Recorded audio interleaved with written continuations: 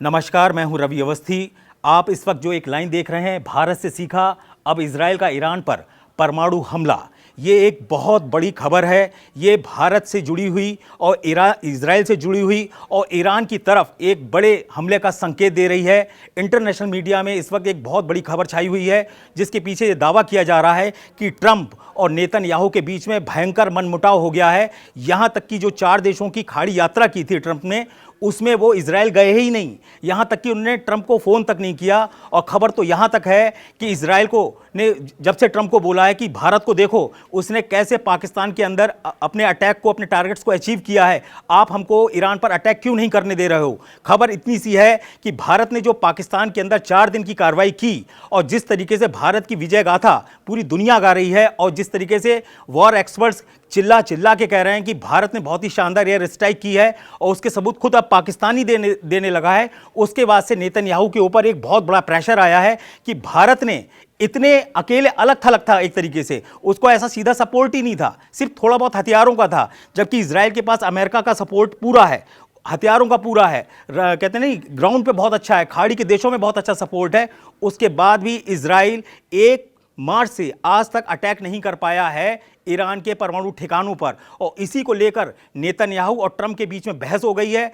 खबर यह आ रही है कि उसने सीधा बोला है कि भारत ने तो दिखा दिया कि किस तरीके से, कौन सी मिसाइल से उसने कहां अटैक किया, और उसका किस तरीके से सूत्रों के हवाले से और सबूतों के आधार पर दावा किया जा रहा है कि जो किराना हिल्स थी, जिसमें पाकिस्तान की परमाणु सुरंगें थीं, उनके जो एंट्री पॉइंट से उसको कैसे ध्वस्त किया गया है। हालांकि भारत ने कोई भी क्लेम नहीं किया है, ये मैं पहले भी बोल चुका हूं, आपको फिर बोल रहा हूं, लेकिन इंटरनेशनल लेवल पर सबको पता है कि क्यों ट्रंप ने सुबह 5:30 बजे फोन उठाया और सीधे शहबाज शरीफ को किया, क्यों शहबाज शरीफ को रात में 2:30 बजे जनरल मुनीर ने फोन करके बताया कि हमारा नूर खान एयर बेस, जिसको परमाणु फैसिलिटीज से बहुत बढ़िया लैस माना जाता है, उस पर भारत ने अटैक किया है। आप खुद अंदाजा लगा लीजिए कि अगर पाकिस्तान का जनरल ये खुद बोले अपने पीएम को रात में 2:30 बजे और उठाए सोते वक्त से और बोले कि देखिए सर हमारे यहाँ अटैक हो गया है, तो आप समझ लो कैसी छीछा लेदर हुई है पाकिस्तान की। ये चीज़ पूरी दुनिया देख रही है और इसका सीधा असर इजराइल पे बहुत ज़्यादा पड़ा है कि तुम तो इतने दिनों से इंतजार कर रहे हो, 90 दिन से 120 दिन आपने निकाल दिए हैं, ईरान के परमाणु ठिकानों पर हमला नहीं कर रहे हो। और खबर यहाँ तक आ चुकी है इजराइल के पास कि जो ईरान है वो हर महीने 5 परमाणु बम बना सकता है। उसने 30 गुना यूरेनियम संवर्धन का अपना जो लक्ष्य था उसको प्राप्त कर लिया है। लेकिन चक्कर क्या है कि ट्रंप को एक अजीब तरीके का बुखार चढ़ा है। एक हाथ में बम है, दूसरे हाथ में बिजनेस लिए पूरी दुनिया में घूम रहे हैं। जहां वो अपना फायदा देखते हैं वहां बिजनेस का पिटारा खोल देते हैं, और जहां वो जरा भी नुकसान देखते हैं वहां बम मारने लगते हैं। यही ट्रंप ने क्या किया है, अपनी छवि को पूरे वर्ल्ड में ऐसा बना दिया है कि उनकी बात पे कोई यकीन ही नहीं कर पा रहा है। इजराइल शायद दुनिया का पहला ऐसा मुल्क है जिसकी अमेरिका के अंदर सबसे तगड़ी लॉबी मानी जाती है। पॉलिटिकल लेवल से लेके और रक्षा कहते हैं संस्थान तक इजराइल का दबदबा माना जाता है अमेरिका के अंदर। लेकिन आप देखिए ऐसा पहली बार हो रहा है कि आधिकारिक तौर पर नेतन्याहू और ट्रंप के बीच में कोई बात ही नहीं हुई जब वो खाड़ी देश के दौरे पे थे। ऐसे ही आप इस बात को इसी से समझ सकते हैं कि 4 दिन तक खाड़ी देशों की यात्रा की और इजराइल को उसमें लिस्ट में रखा ही नहीं। ट्रंप ने सीधा बोल दिया कि साहब ऐसा है, अभी हम दोस्ती कर रहे हैं, बाद में हम इजराइल से बात करेंगे। जबकि होता ऐसा था कि पहले ट्रंप इजराइल जाते थे, उसके बाद बाकी खाड़ी देशों के पास जाते थे, कतर, सऊदी अरब, बाकी जगह पर। लेकिन इस बार उल्टा हुआ। अब तो खबर यहां तक आ गई है कि अमेरिका के एक पूर्व राष्ट्रपति माइक पेंस, उन्होंने सीधा बोल दिया है कि भाई ट्रंप और नेतन्याहू के बीच में सारी बातचीतें बंद हो चुकी हैं, दोनों एक दूसरे से बात नहीं कर रहे हैं। ट्रंप ये बोल रहे हैं कि नेतन्याहू के सिर पर खून सवार है, वो गाजा में से लेकर यमन से लेकर जिस तरीके के हमले कर रहे हैं उसमें ट्रंप कह रहे हैं कि उसमें मेरी इमेज डाउन हो रही है, उनको अपनी इमेज की डाउन पड़ी है। और इजराइल कह रहा है कि भाई अगर मैंने भारत की तरह सबक नहीं सिखाया जैसे पाकिस्तान को भारत ने सिखाया, और मैंने अगर सबक नहीं सिखाया तो मेरा वजूद खतरे में पड़ जाएगा। ईरान अगले 1-2 साल में या 4-5 साल के अंदर उसके ऊपर परमाणु हमला कर सकता है। ऐसी स्थिति में पूरा इजराइल का वजूद ही खतरे में पड़ जाएगा। इसीलिए इस लाइन को लिखना बहुत ज़रूरी था कि भारत से सीखा, अब इजराइल का ईरान पर परमाणु धमाका। इसके पीछे 2 कारण हैं। ईरान ने आज से करीब 6 महीने पहले ही एक ब्लूप्रिंट तैयार कर लिया था, खुफिया सूत्रों के हवाले से मैं आपको बता रहा हूं। उसमें यह तय हुआ था कि अमेरिका और इजराइल मिलकर एक बड़ा हवाई हमला करेंगे और नतांज और फोर्डो जो ईरान के 2 परमाणु संस्था हैं और जहां पे बताया जाता है कि न्यूक्लियर फैसिलिटीज बहुत ही हाई क्वालिटी की हैं, उनको उड़ाना था, लेकिन वो मिशन फेल हो रहा है। नेतन्याहू अपनी खुली आंखों से देख रहे हैं, उनको समझ में नहीं आ रहा है कि आखिर अमेरिका चाहता क्या है, क्या करना चाहता है। इसीलिए बार बार नेतन्याहू कह रहे हैं कि देखिए अब हमको आगे बढ़ना पड़ेगा आपके बिना। अब ट्रंप ने ये मन बना लिया है कि मैं पूरे खाड़ी में इजराइल के बिना आगे बढ़ूंगा। इधर नेतन्याहू ने पूरा मन बना लिया है कि अब हम अमेरिका के बिना गाजा पे भी पूरा हमला जारी रखेंगे और यमन को भी पूरी तरीके से रौंदेंगे और ईरान से भी अपना बदला लेंगे। इसी को लेकर ट्रंप प्रशासन जो है वहां खलबली मची है कि आखिर नेतन्याहू कर क्या रहे हैं। मैं आपको और बता दूं कि यमन में पिछले 1 हफ्तों से बहुत भयंकर हमले हो रहे हैं। वहां की जो राजधानी सना है उसको लेकर दावा किया जा रहा है कि वहां का जो एयरपोर्ट है, इंटरनेशनल एयरपोर्ट, वो पहले ही उड़ा दिया था। उसके अलावा जितने भी बड़े बड़े तेल भंडार थे वो इजराइल ने धुआं धुआं कर दिए, या कहना चाहिए कि उन्हीं को बम का गोला बना के उड़ा दिया है। अब ऐसी स्थिति में जो हूती लड़ाके हैं, हूती लड़ाके ये बोल रहे हैं कि हम इसका बदला लेंगे और तो आपके ऊपर मिसाइलें दागेंगे।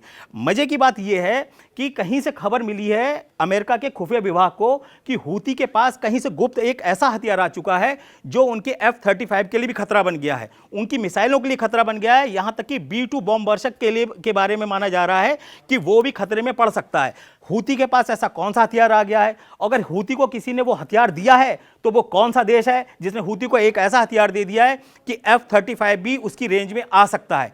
इजराइल ने क्लियर कट बोला है कि अगर अमेरिका उसका साथ देता है तो ठीक है, वरना अब वो वेट नहीं करेगा। इसीलिए उसने यमन में भयंकर हमले शुरू कर दिए हैं। गाजा में 24 घंटे के अंदर 150 हमले हुए, जिसमें 250 से ज़्यादा लोग अब तक मारे जा चुके हैं।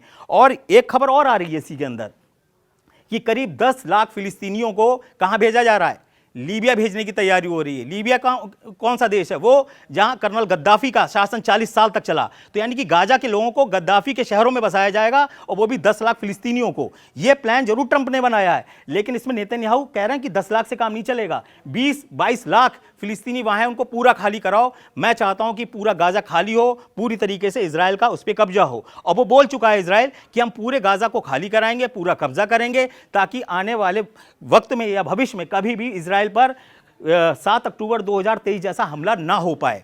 इधर एक चीज बड़ी वो है, कहते हैं ना, बार बार आ रही है जानकारी में कि बार बार भारत को लाया जा रहा है, बार बार भारत की बातें हो रही हैं, बार बार भारत की सेना के बारे में बातें हो रही हैं कि उसने अपने दम पर 4 दिन में ऐसा भयंकर हमला कर कैसे दिया। एक जो कहते हैं ना, स्वतंत्र रूप से जो रक्षा विशेषज्ञ हैं, उनका कहना है कि भारत ने जो अपनी ब्रह्मोस मिसाइलें इस्तेमाल की हैं उसका तोड़ किसी के पास नहीं है। दूसरा इंपॉर्टेंट है कि जो हमारा एयर डिफेंस था वो इतना कॉम्प्लिकेटेड बनाया गया था, इतने सटीक तरीके से बनाया गया था कि कहते हैं ना, अगर छोटा सा खिलौना ड्रोन भी हो या फिर बड़ी मिसाइल हो, फतेह जैसी, उन सबको उसने चकनाचूर किया है। इससे बहुत इंप्रेस हुए हैं, क्योंकि अभी तक पूरी जो तूती बज रही थी वो इजराइल के आयरन डोम और एरो की बज रही थी कि भाई गजब का आयरन डोम है। जो भी देखो, या तो वो अमेरिका के पैट्रियट सिस्टम की बात कर रहा था या आयरन डोम की बात कर रहा था। अब क्या है, माहौल पूरा बदल गया है। डिफेंस इंडस्ट्री पर 4 दिन की जंग का ऐसा बुखार चढ़ा है, ऐसा गजब का इंपैक्ट पड़ा है कि हर कोई जानना चाहता कि भाई आकाश जो सिस्टम है एयर डिफेंस भारत का, वो क्या है? आकाश तीर क्या है जिसने सबसे ज़्यादा सटीक हमले किए हैं, और वो भी सस्ते में।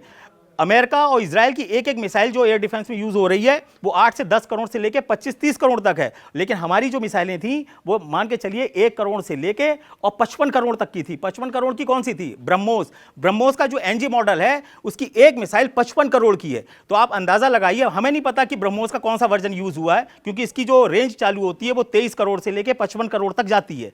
अब ये देखने वाली बात है कि भारत ने आखिर ऐसा 4 दिन में क्या कर दिया कि पूर्व पेंटागन अधिकारी माइकल रूबिन बोल रहे हैं कि भारत की एक तरफा जीत हुई है, पाकिस्तान बुरी तरीके से हारा है। तीसरी इंपॉर्टेंट, जॉन स्पेंसर कर्नल बोल रहे हैं अमेरिका के कि भारत ने इसमें दिखा दिया है कि वो जमीन पे भी जीता है और आसमान में तो जीता ही जीता है। इसके अलावा जो सबसे इंपॉर्टेंट खबर आई है जिससे खलबली मची पूरे वर्ल्ड में, वो हमारे जो थे मिस्टर कूपर ने सीधा बोला, जॉन कूपर ने, कि भाई ऐसा है कि भारत ने जो किराना हिल्स थी वहाँ के जो एंट्री पॉइंट थे पाकिस्तान की परमाणु फैसिलिटीज़ के, उसको ढक्कन की तरह ढक दिया है। उसकी पहाड़ियों को ऐसा चटकाया है कि उसके एंट्री और एग्जिट पॉइंट ही बंद करके रख दिए हैं। उसको अगर तुम खोलोगे तो उसमें डर है कि रेडिएशन ना बाहर आ जाए, इसलिए वो जैसे कि तैसा वहीं मलबा उसका पड़ा हुआ है।